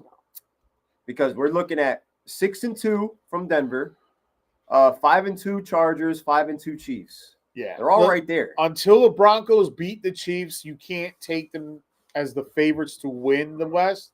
But you can look at them as a 5th or a 6th seed in the playoffs. Oh. But if they beat the Chiefs, then we got to have the conversation. Are they going to win the division? They are going to be without Surtain. However, for like 6 weeks, he will not go on IR. He's avoided IR. That's crazy. So you know why he avoided IR? They have a bye week. So 4 weeks. Yeah, they expect him back in 4 weeks. Got a late bye week. That's right. That's why. Otherwise, had they already spent their bye week early in the season, it could be a different conversation as far as he'd be on the IR. Yeah. Yeah, you're right. So here we asked and we're getting it. Here comes the Broncos schedule, and I just caught a glimpse of November 16th. Dude, this app takes forever to freaking load. Here we go. I'd rather have that one. Come on, load up. Let's go. All right, so the Broncos right now have won 1, 2, 3, 4 in a row. They got the Texans this week. They got the Texans. It should be 5 in a row. It should. Should be. Then they got Vegas Thursday. It should be 6 in a row. Oh, short week. Yeah, the Broncos should be 8-2, but I could see them splitting and going 7-3. Texans is good defense, man.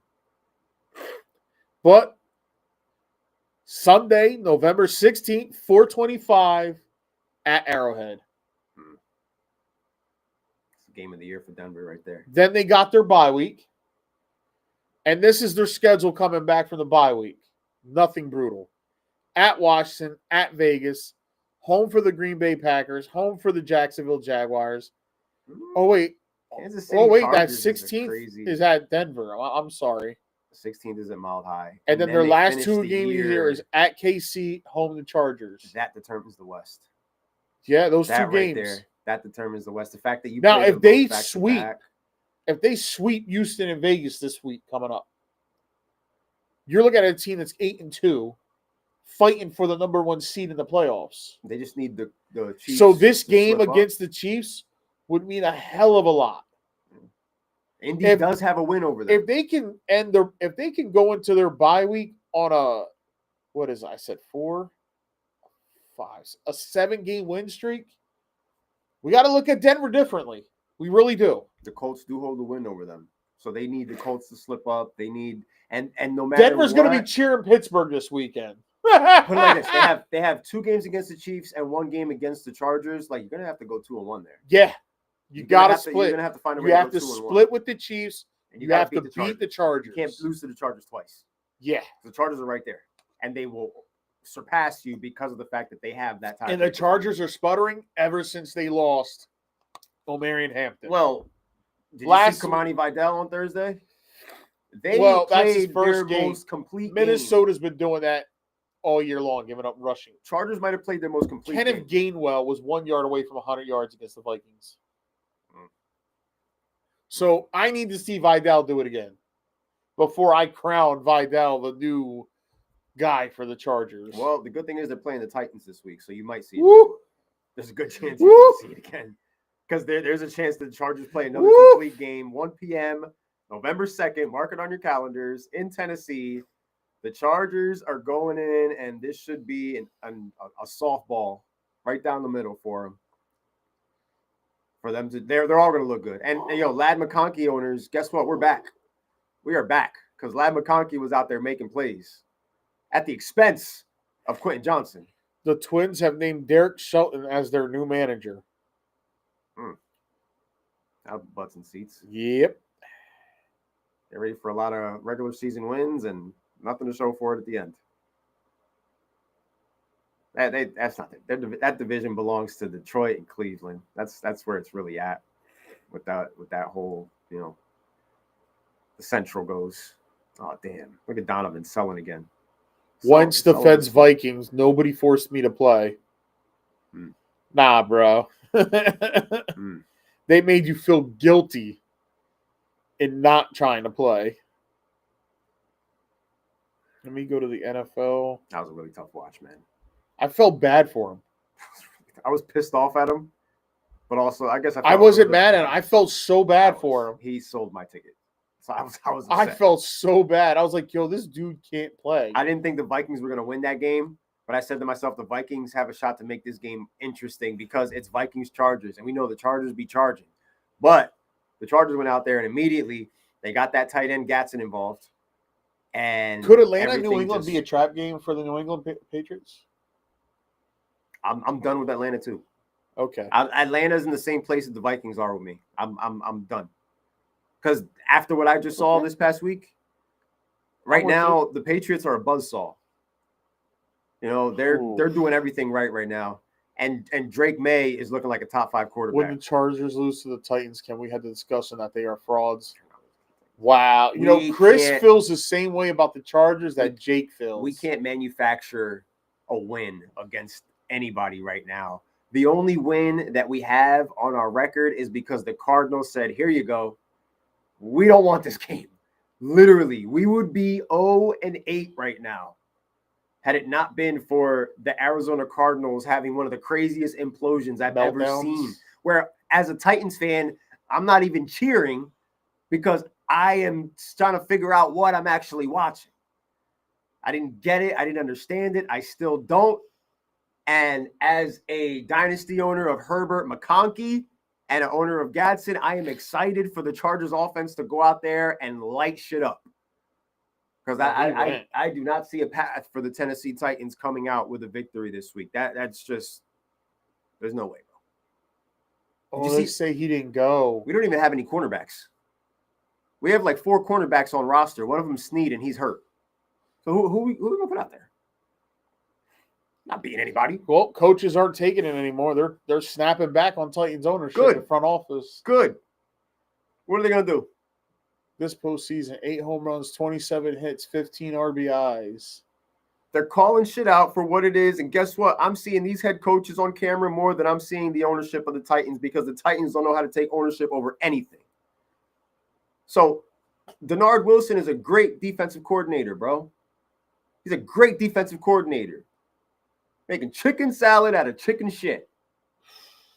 And you're like, he's literally saying, like, it's hard to do my job when you're selling off my parts.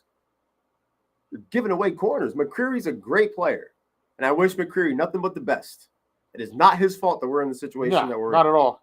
So I wish McCreary nothing but the best, and I hope for him all the success in the world. A lot of these players, man, you're not going to find success in Tennessee. Your best bet is to leave town. Say his name, he appears. I believe in Joe Hendry. Titans will win. That's tough, man. I know for your sake, for the Chiefs' sake, you need the Titans to win, but I'm telling you right now, do not depend on us to do your dirty work. You're going to have to go beat the Chargers yourself, because we ain't going to be the ones to do it for you, bud. And you're more than capable of doing it yourselves, because the Chiefs are playing really good football right now, which is more than I could say for my team. But I'll still be tuned in watching. I'll have it pulled up on Red Zone on Sunday afternoon just to see what happens. I got a lot of stock in the Chargers offense. And also, in my mind, I'm looking at it as a great opportunity for a guy who went out there and balled this past week, Tajay Spears. Because when we're down, it's a lot less Tony Pollard and a lot more Tajay Spears. And in garbage time, he's out there still getting his touchdowns and still getting his fantasy points. So if you stash Tajay, if you have Tajay, if by some odd reason he's still sitting out there on your waiver wire, go pick that man up. Because Tajay could be a great second half of the fantasy season play for you moving forward at the flex spot. With the opportunities that he gets, the pass catching, his speed. They win. I don't want to see one post about y'all winning. Then I believe. They win, I'll be as shocked as anybody else. Breaking. I'm like, how the hell do we pull that off? Let me see if this is a reliable source. I'm not really at a point where I can celebrate it. This is a reliable source. This is Zach Gatsby, New England Midwest beat writer and reporter for the Gridiron. Mikey's not going to like this. The Patriots are expected to pursue running back upgrades ahead of November 4th trade deadline, per Mike Rice. Potential targets in the mix include Jerome Ford, Rico Dowdle, Breece Hall, and Dylan Loeb. Well, Mikey just needs to accept the fact that, like I said earlier, and he agreed, Travion Henderson and Caleb Johnson are the same person. They are just an absolute, what's the word? A blip on the radar when it comes to their team's offenses. They are not, or never will be, a focal point. If Antonio Gibson was still healthy right now, he would be RB2 for the New England Patriots. As a matter of fact, he's not healthy right now, and Henderson is still barely RB2. Stevenson season. Even though it's ugly, even though he missed practice, it is Stevenson season out there, man. I'm trying to see anything, because lately I keep refreshing Twitter and we keep getting more and more like scoops. Shamari DK is wide receiver 11 since Callahan got fired. Yeah. This is what RW Dynasty says. It's a dynasty group. Could Shamari DK be the next ARSB? Those initials, you know. Amon-Ra St. Brown? Yup. People forget that Amon-Ra didn't truly break out until week 13 of his rookie year on a bad offense. If there is an ARSB out there, my bet today would be on DK. We are doing so terrible that national media is trying to find the silver lining in this football team. Because look, we all like Cam Ward. And for a while in the beginning of the year. Here's a Titans fan. Ridley has been out the last 2 weeks. He says, true, but do you get the sense that he has the role firmly locked down? He hasn't been very productive so far. Yes. Perhaps you're right, but when cost to play is literally zero in most cases, I'm in on DK. I mean, I picked up DK and I started. Look, he's given back-to-back 16-point games, almost 17. In Nick's league, he was 7 yards off of 100 yards, which would have been a bonus. Which would have been a 5-point bonus. So it would have been a 20-point game. Spears had 18.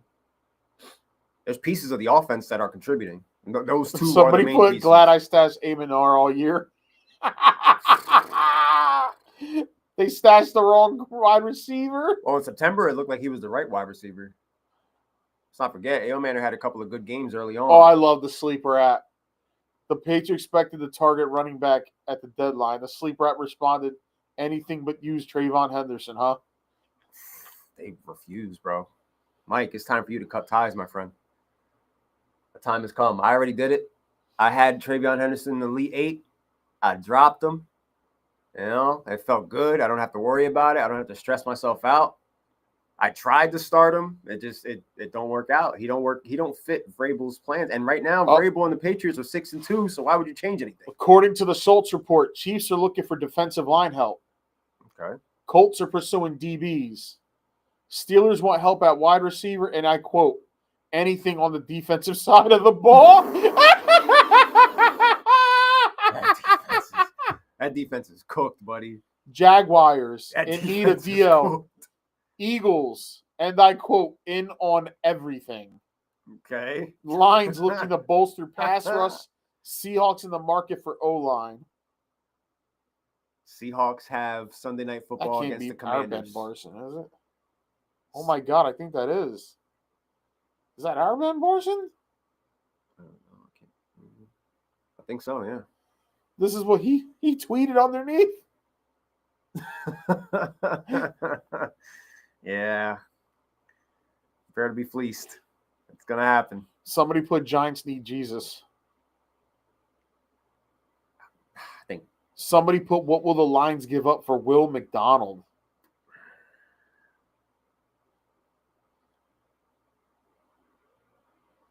When's the trade deadline? The Tuesday I come back from Pittsburgh. Okay. Tuesday, November 4th. Okay. So shit's gonna get crazy this weekend, right? I think the trade deadline there's always those teams that don't do anything. It kind of just makes you wonder. I guess we have a kind of a good idea of who the buyers and who the sellers are going to be for the most part. November 4th. Yep. It looks like Rashid Shaheed could potentially be on the move for the Saints. They've been talking about it because they're trying to rework Chris Olave's contract. So Shaheed could be on the move. You know, Giants need a wide receiver. I heard they were working out your boy Deontay Dropson. They should listen. I know he drops the ball in moments, but overall he's a great route runner. He can get open. Giants' issues are not the wide receivers, though. They need somebody consistent. Well, now Tyrone Tracy needs to be the guy that he was last year. Giants defense. Tyrone Tracy needs to be the guy. Oh, he's going to be. And it sucks because now, unequivocal there's a lot more pressure on Jackson Dart now. Like, bro, your rookie quarterback lost his pretty much was going to be an all-pro type player in Malik Neighbors' first start of his career. Then in his fourth start of his career, he loses a running back who was surging for the last couple weeks. Look, a running back who, quite honestly, I was starting every week. Giants fans aren't going to like this. Mikey's not going to like this. A lot of people may not like Giants this. Giants are cooked. But we only got 6 games out of Cam Skattebo. We still don't know who he is or what he is. Nah, he gave you 6 good games, and now coming off of this injury and coming back from this injury, that's the only question mark. We don't know what he I really thought. is. Listen, I watched him at Arizona State. Dude was a monster running back. I had said it. I said I was down to if Cam Skattebo or Caleb Johnson getting picked by the Steelers. I said either one of those guys I'll be fine with. Caleb's not getting his touches right now because quite honestly, there's no need. Jalen Warren's balling. And when this guy comes in once in a while, Steelers trust Gainwell more anyway. So I'm okay with that. However, I think Cam Skattebo was going to be I thought he was going to at least have 1,000 yards, scrimmage yards. I'm not saying 1,000 rushing yards because he started too way late. I thought he was going to probably finish with like 800 rushing yards and like 300 receiving yards. And that would have been very good. And he was getting touched. And here's one thing. When Cam was inside the red zone, he was getting in the red zone. He was getting in the end zone. Famous words of the podcast in the group chat. Can you do it again? He will. Can he do it again when he comes back? I'm going to be rooting hard as hell for that kid. I'm not rooting against him. I'm just saying I think that people should dial back on some of the hype. But the Giants need to – they can't feel obligated to hurry up and throw him in there. Don't do what the Eagles did with Wentz. After the injury we just saw, you can't hurry him up. His shit was like this. Like, you're not going to just hurry a guy up. Ease him back in. He may not even be ready to start week 1 next year. They said he's going to be ready for off season by mini camps in June, that he should be ready by then. I just think that I will come out here and say, I feel as though there was no need for the Eagles player to come down on him like that. To me, that was almost a definition of a hit drop tackle. I will come out and say that again. That's what I kind of saw there. I don't think there was any need for the Eagles player to come down like the way he did. There was no need. However, I'll be called a hater for saying that, and I'll be called, you can, and the judge in the moment, or blah, blah, blah. You never played the sport, blah, blah, blah, blah, blah. Yeah, but the people that say that haven't played it either. Yeah. What are you talking about? What you did in your backyard don't count. What are you talking about? You're just mad because we're, calling your favorite team out for something. Like the fact that the tush push that Thibodeau literally took out of Jalen Hurts' hands where there was no whistle blown. And everybody's getting mad. Oh, because they can't officiate it? We got to get rid of it? Bro. No, that's just gone no matter what, guys. It's gone. No matter what you want to call it, it's gone.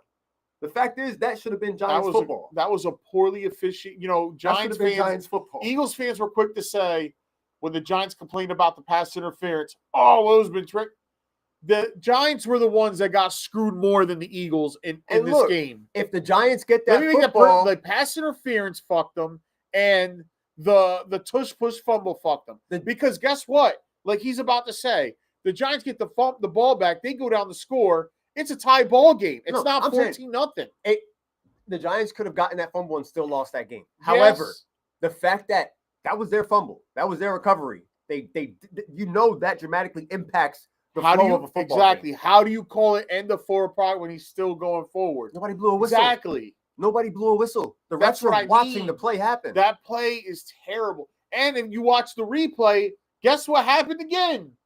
The right guard moved before the ball was snapped. I swear the Eagles are trolling us at this point because they know the officials are not going to do it. They're not going to call false start on them. And you know what else people aren't going to like? So far, Abdul Carter has not done much. Nah. Like, for being the number 3 overall pick? It's learning. Number 3 overall pick, he hasn't. And that you want to talk about defenses that get cooked? Giants defense gets cooked. Cooked. 33 unanswered last week. The defensive ends are really good, but the back end isn't. Liability, brother. Brian Burns can only do so much. They're not doing enough. Not on that side of the football.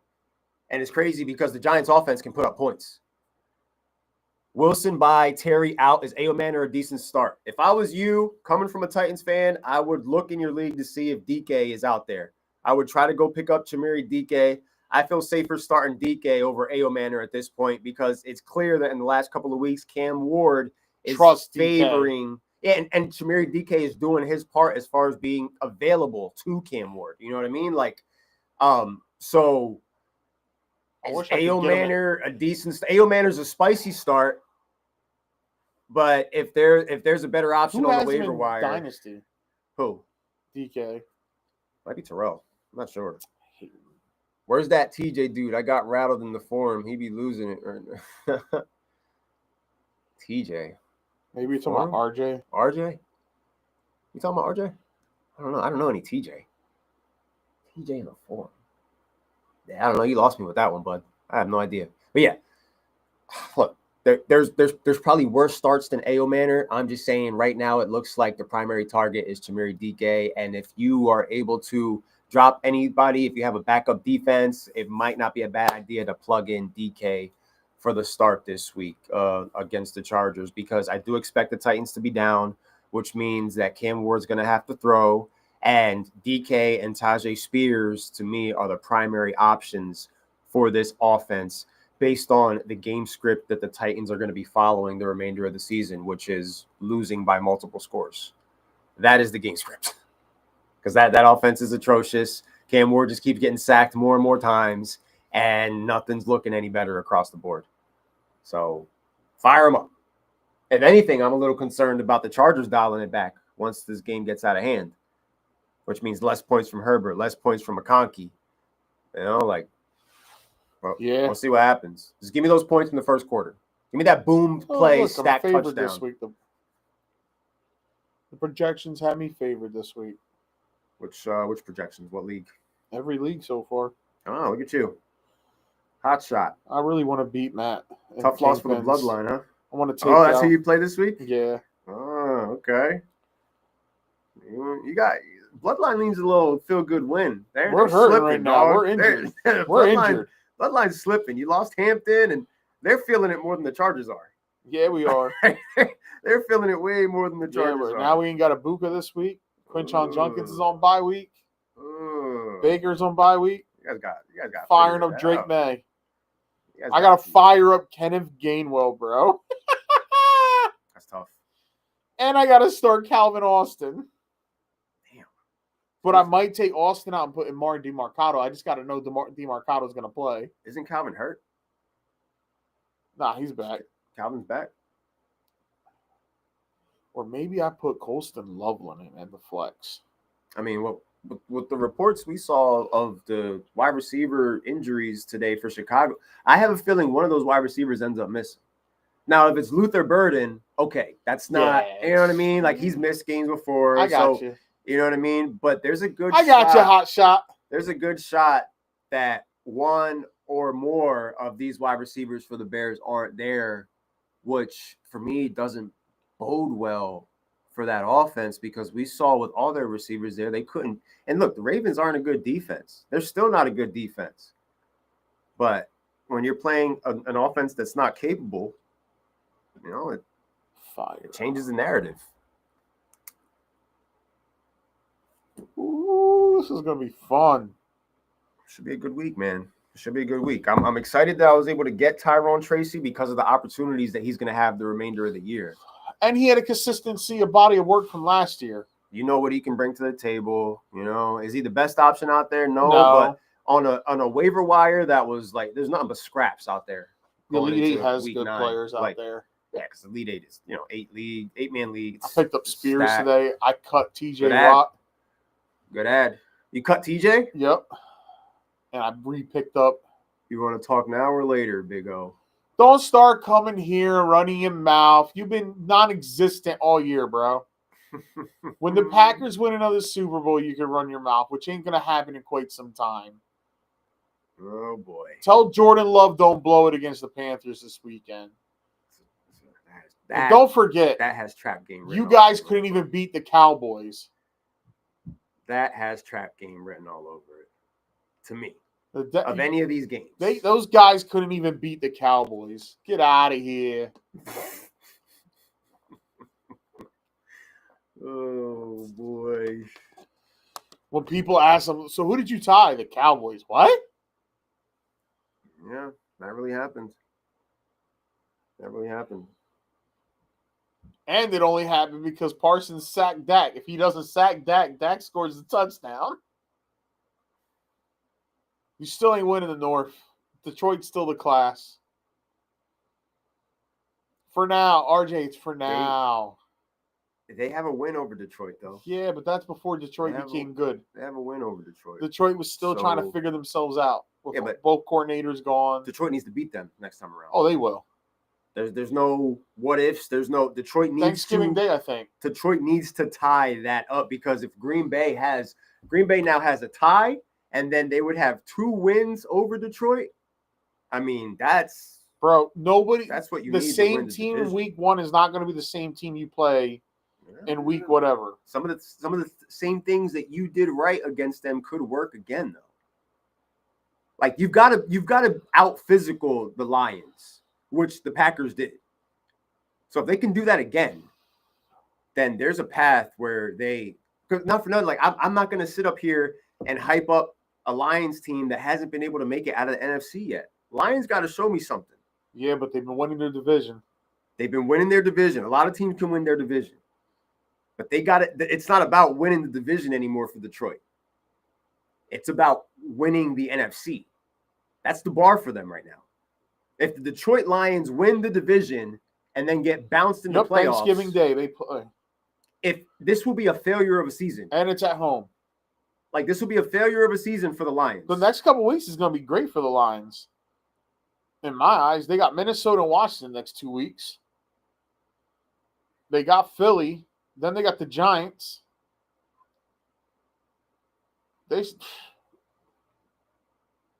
Look, I don't care what the Lions do in the regular season anymore. They need to do it in the postseason. You need to win the conference. Otherwise, if you lose again in the second round, nobody's going to, like, all this rah-rah and all that, it don't matter. It don't mean nothing. It means nothing. Look at this cakewalk schedule the Packers got. Carolina, Philly, the Giants, Vikings. Their two hardest games I'm looking at right now are Philly and Detroit. Then they got the Bears. Then they're in Mile High. They're going to lose to the Broncos. Then they're away for Chicago, home for Baltimore, and away for Minnesota. Yeah, you should win the division. If you don't win the division, then that's a travesty on your part. And that's the path for them to win the division. Right there, you've got what? Two contenders, really? And by that time, Baltimore's probably trying to win the division, so they're probably going to be all systems go. Oh yeah, they're going to be looking to win. They're not going to. The Ravens have no more room for error. They are looking to go out there and win as many games as possible and rattle off win after win after win. And so the toughest ones for them right there in that schedule, we've got the Ravens, the Eagles, the Broncos, and the rematch against the Lions on Thanksgiving. But everything in between that, on top of the fact that they have a tie in their favor, it's a cakewalk. That's the blueprint for Green Bay to. So let's spin the conversation a different way. What if the Packers win the division? What does that say about the Lions? What about the Lions? If the Packers win the division, what does that say about the Lions? They ain't ready. Or that tie helped. They ain't ready. They got to go in on Thanksgiving and they got to beat the Packers up. I think they will. A lot of people thought that week one. Especially in Detroit. What was it? Week one was 27-10. I'm going to play devil's advocate here because it's like I'm off the hype train when it comes to these Lions. They haven't done enough. They haven't done enough. I don't care about the regular season. I know a bandwagon on the NFC I'm in. The Lions and the Bills right now are in the same boat to me. You got to do something. You can't just sit there. I'm slowly starting to believe I'm coming to your side. What? But I've always been on your side when it side comes to this team, the Rams. What? You like them? Oh, yeah. You see it? Yeah. Can you feel it? I can feel it. Puka's back. I see what you mean with them, boy. Devontae. Oof. You don't need to win your division to win a Super Bowl. Okay, when's the last time the Lions did that? When's the last Super Bowl the Lions won? They need to win their division, they need to win the conference, and they need to win a Super Bowl. How about that? Because winning the division and then getting bounced out is Lions already won the division before. Next step is Super Bowl. Next step is getting to the Super Bowl. The next step is winning the NFC, which they haven't done yet. Let's not skip ahead. You want to crown their ass, go ahead and crown them. But they have not won the NFC. When's the last time they went to the Super Bowl? They've never been there. Never been there. Okay. So it's not like we're talking about a team like the Bills who's been there 4 times and couldn't get the job done. Lions have never been. I don't know, man. I'm starting to believe in the Rams. I think the Rams may be going to the Super Bowl this year. Rams won one. And I know they're tied with the Seahawks and not with the 49ers no more.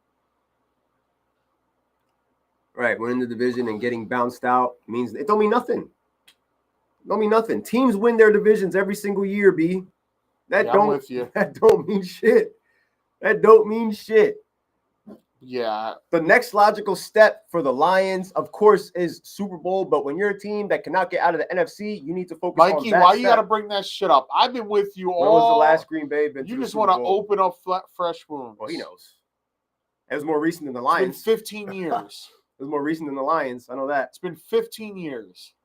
And damn. Now when I say that shit is long. During that period of time, what were the Lions? A laughingstock. Let's not act like we've been taking Detroit serious for too long. That was Matt Stafford's second year. All eyes are on Detroit now because they look better.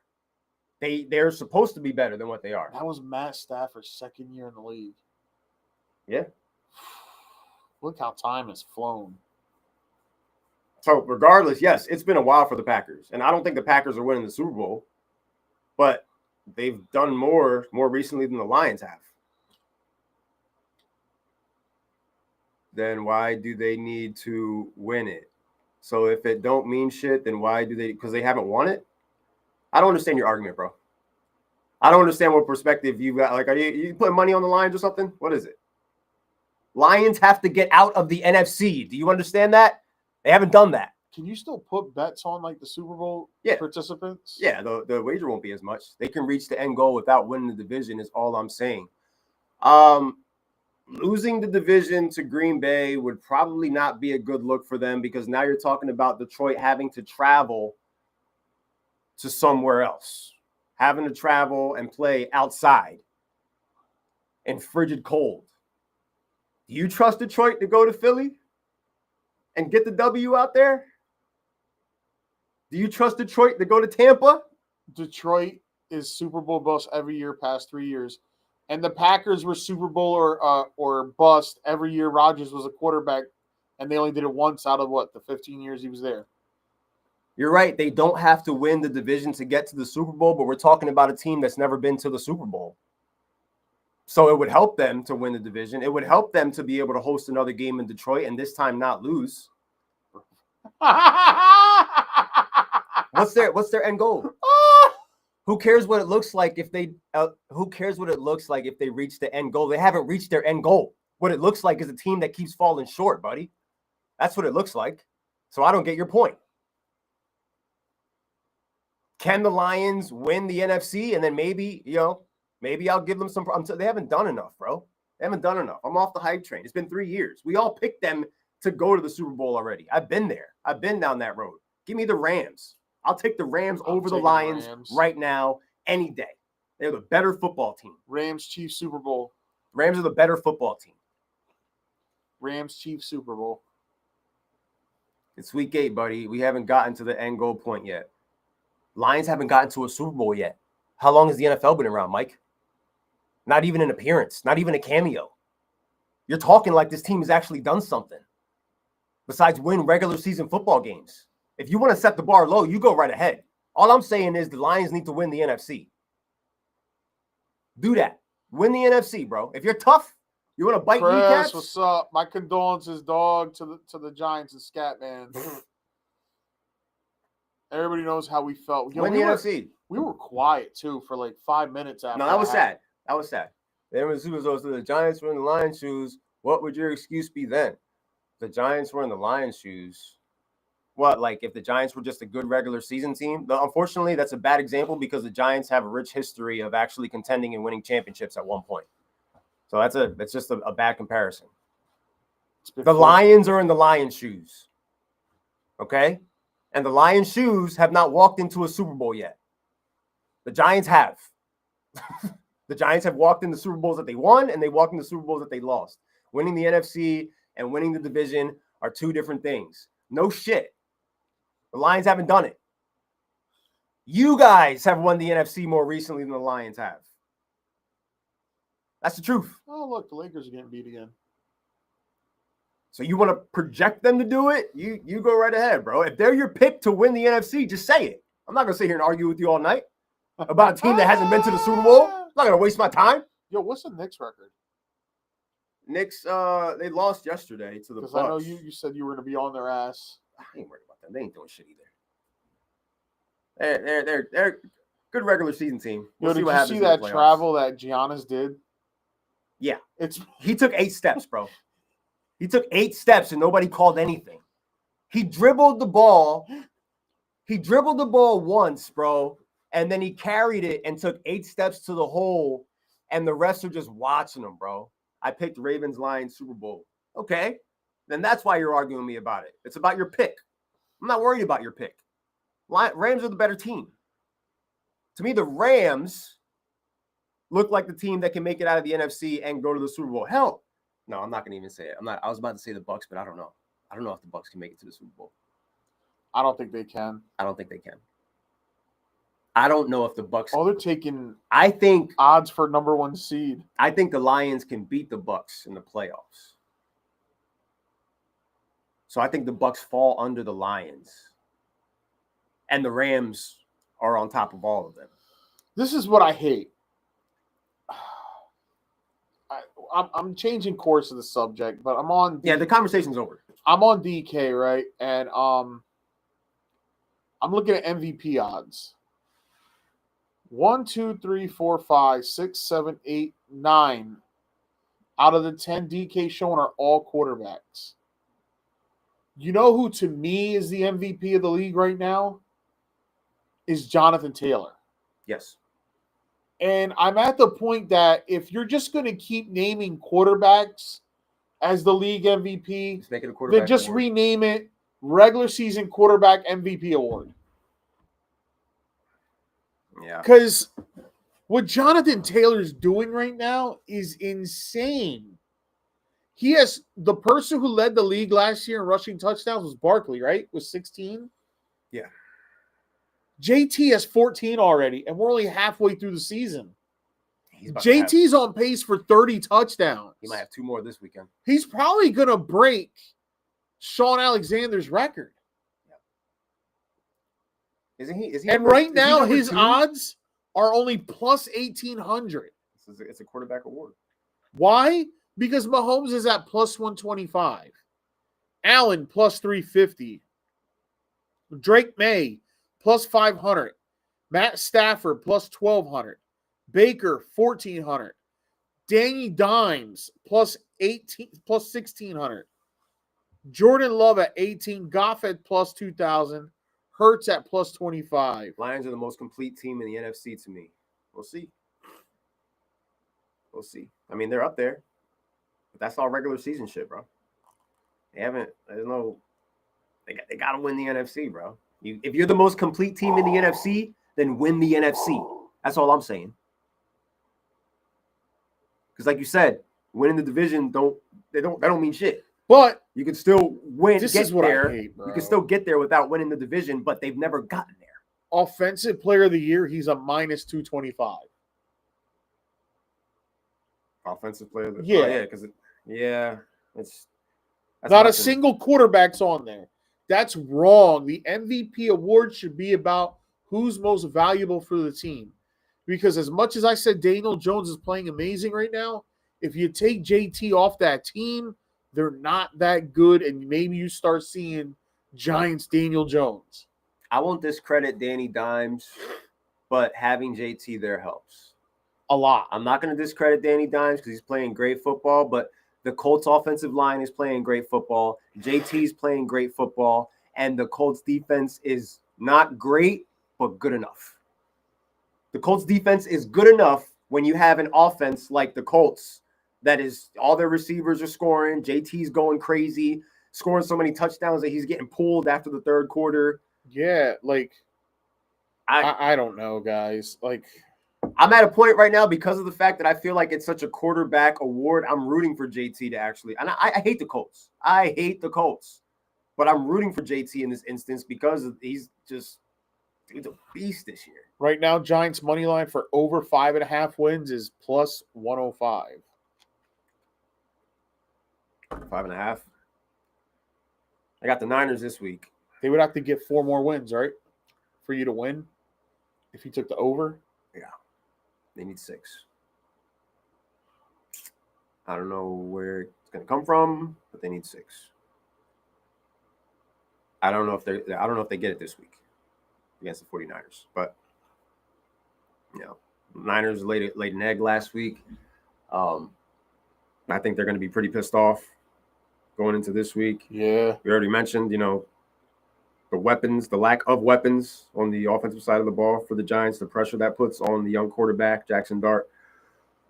So the path for the G-men would be to protect the football, no stupid mistakes, no turnovers.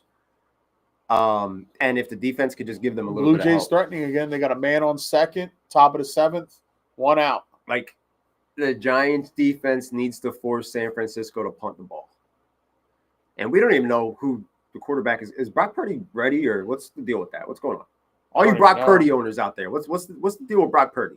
Oof. My shoulder, my toe, my neck. Is everything healed, or are we going to see Mac Jones out there again? Because Mac Jones just took a beating from the Texans. So he might not even be ready to go.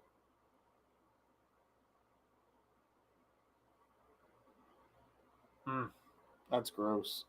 Yeah, I don't think that the Giants are going to win this week. Pacers money line? Patriots? Pacers money line today? Yeah. Well, they're up 62-60 in the third quarter against the Mavs. Tight ball game. Based on that, I should have done is taken the Pacers plus 7.5 because they're keeping it close, which is exactly what you need for a wager like that. But there's still a lot of ball left. Wolves and Lakers are underway. Yeah. Blazers and Jazz are about to go into the half. And we've still got the Grizzlies and the Suns who will be tipping off in about 3 minutes. I took Booker's over on points over 28.5. We'll see how that goes. Right now, Snell is still out there in the top of the 7th for the Dodgers. 1 out, man on second. Dodgers bats need to come alive here as we get deeper into this game. So, what else? Did we cover all the games? I think that's really it. Yeah. Not much else to do. Former Los Angeles Chargers standout cornerback Asante Samuel is still a free agent. He's only 26 years old, and he appears to be ready and healthy from his neck surgery. I think Seahawks beat the Commanders Sunday night. I mean, it's a little 40 years ago today, for you wrestling fans, Dusty Rhodes delivered the iconic. Matter of fact, I think you guys should just hear it. So for anybody that's listening, YouTube, Facebook, we do not own the audio. Yeah, be careful with that. Your fans welcome you back, man. First of all, Elon's going to be saying this a lot this week. Many fans throughout this country that wrote cards and let Dusty Rhodes get American Dream while I was down. Secondly, I want to thank Jim Crockett Promotions for waiting and taking the time because I know how important it was. Starcade 85, it is to the wrestling fans, it is to Jim Crockett Promotions. Saying to your fantasy teams for the week up. Some of them I don't even talk to. With that weight, You already ripped the page for On the Money Sports out? I'm still playing it. Still playing it out. I don't have an X next to my name, which means I'm eliminated, so I'm playing.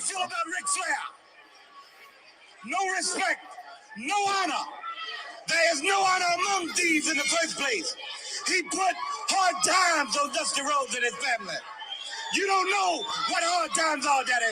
Hard times are when the textile workers around this country are out of work. They got 4 or 5 kids and can't pay their wages, can't buy their food. Hard times are when the auto workers are out of work and they tell them go home. And hard times are when a man has worked at a job 30 years. 30 years. They give him a watch, kick him in the butt, and say, hey, a computer took your place, Daddy. That's hard time. Ooh. That's hard time. Some of us are at that point with our fantasy teams. Hard times. Every week is hard times. Every Every single week is hard times, win or lose. Because the wins take so much out of you. Yeah. Everything's coming down to Monday Night Football and hoping that your team is healthy enough to My belly is just a little big. compete. My heart is just a little big. But, brother, I am bad, and they know I'm bad. And there were 2 bad people. One was John Wayne, and he's dead, brother. And the other one's right here. Nature Boy Ric Flair. This is iconic. The world's heavyweight title belongs to these people. I'm going to reach out right now. I want you at home to know my hand is touching your hand for this gathering of the biggest body of people in this country, in this universe, all over the world now. Reach it out. Because the love that was given me in this time, I will repay you now. Because I will be the next world's heavyweight champion on this Hard Time Blues. Dusty Rhodes Tour 85 and Ric Flair, Nature Boy. Let me leave you with this. I wish One way I was a little to hurt older Ric during the Flair 80s, so is that to I take probably would what have he been watching cherishes more this than more anything in the than. world. That's the world's I heavyweight think title. I would have been a I'm gonna take it. I've been there twice. because of This the time when I promos. take it, Daddy, Early. I'm gonna take it for you. Let's gather for it. Don't let me down now. That'll get you pumped up for another week of action that starts tomorrow. 40 years ago today, that iconic interview was done. If that don't get you riled up, fired up, get you looking at your lineup, saying to yourself, Yo, I'm ready to wrestle. keep fighting out there. Get the trampoline out back. Let's no matter go. what your record is, never underestimate the fact that a lot of your league mates might check out if their situation isn't ideal. Don't give up, man. Do not give up because you never know what could happen. There are still 6 more fantasy weeks of the regular season. Yes, there is. I was already looking at played. it. I was talking to my wife about, like, damn, bro. 6 more 6 weeks. I wish, like, time would just slow down. Before the fantasy playoffs. It's only going to go by faster. Keep setting your lineups. Come on, league integrity. Even if you're the shits and you got no shot. In the On the Money Sports League, the 6th spot right now, the record is 4-4. 4-4. So the 3 and 5s, and dare I say the 2 and 6, see it next year, has a shot. Don't give up. Any given Sunday, bro. Crazier things have happened. I've seen 8 seeds sneak into the playoffs, knock off 1 seeds, and go on runs. Joel did it last year. Hideous records. Joel did it last year to Mike, didn't he? Joel snuck in at 6 and 8. Took the last playoff spot, and I believe he beat Mike. I just remember the people I beat. I don't remember the other matchups. I don't remember what the brackets look like outside of my matchups. I wasn't looking at that. I was just looking forward to see who my next opponent was because that was seriously a gauntlet right there. But yeah, man, we're gonna see. Some questions will be answered. Can the Baltimore Ravens rally? Can they get themselves a win, 10 days off, and proceed to their next opponent? Does Miami not know how to tank and pull off a miracle? Does Miami somehow find a way? I don't believe so. I know this guy's hoping that happens. I would love to see that. But I think reality sets in. I don't know what that game against the Falcons was. I'm ready to just write that off. It does make me believe less in Atlanta, though, for sure. We have a big slate on Sunday of action where you've got 49ers, Giants, Chargers, Titans, Vikings, Lions, Falcons, Patriots, Colts, Steelers, Broncos, Texans, Bears, Bengals, Panthers, Packers, sorry. That is a loaded 1 p.m. slate. The 4 p.m. slate, not so great, but you've got the headlining main event of Chiefs versus Bills, the yearly tradition. That's going down at 4. Seahawks, Commanders on Sunday night. I can imagine in my mind how that game's going to go. And then you've got Cowboys and Cardinals on Monday Night Football.